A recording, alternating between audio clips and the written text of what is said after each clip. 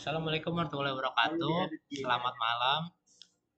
Izin memperkenalkan diri, nama saya Gilang Putra Pratama dari kelas RD dengan NIM 123210146. Dalam video ini kita akan melihat bagaimana sebuah peta administratif dapat menjadi peta dasar yang penting dalam perencanaan pembangunan infrastruktur perkotaan.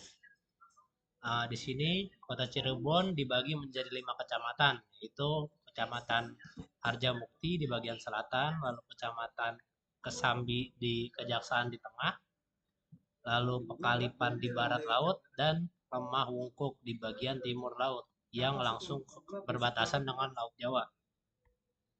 Dari sudut pandang ke teknik sipilan, peta ini memberi banyak informasi yang berharga. Pertama, kita lihat dari aspek perencanaan infrastruktur wilayah utara kota, terutama Kejaksaan dan Lemah Wungkuk, menunjukkan pola jalan yang padat dan rapat. Ini adalah pusat kota, kawasan perdagangan dan pemukiman yang padat, membutuhkan sistem jalan, drainase, dan jaringan air yang bersih yang tertata dengan baik. Lalu kedua, di bagian selatan, wilayah Harjamukti memiliki luas wilayah yang terbesar dengan karakteristik topografi yang lebih landai dan ruang terbuka hijau yang masih dominan.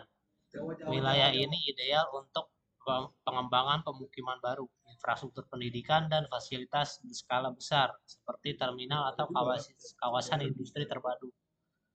Lalu yang ketiga, sungai utama yang mengalir dari selatan ke utara berperan penting dalam sistem drainase kota. Sungai ini mengalir langsung ke Laut Jawa dan menjadi bagian vital dari pengendalian banjir.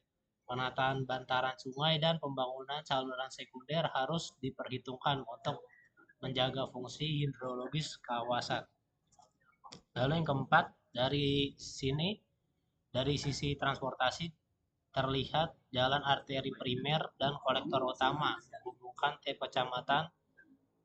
Ini menjadi tulang punggung mobilitas masyarakat. Integrasi transportasi massal seperti bus, stasiun, dan pelabuhan dirancang agar terhubung langsung dengan jaringan yang ada. Lalu yang kelima, kawasan pesisir di utara perlu perhatian khusus dalam perencanaan zonasi karena potensi banjirop dan abrasi laut. Bangunan di area ini perlu perkuatan struktur dan sistem perlindungan pantai yang tepat.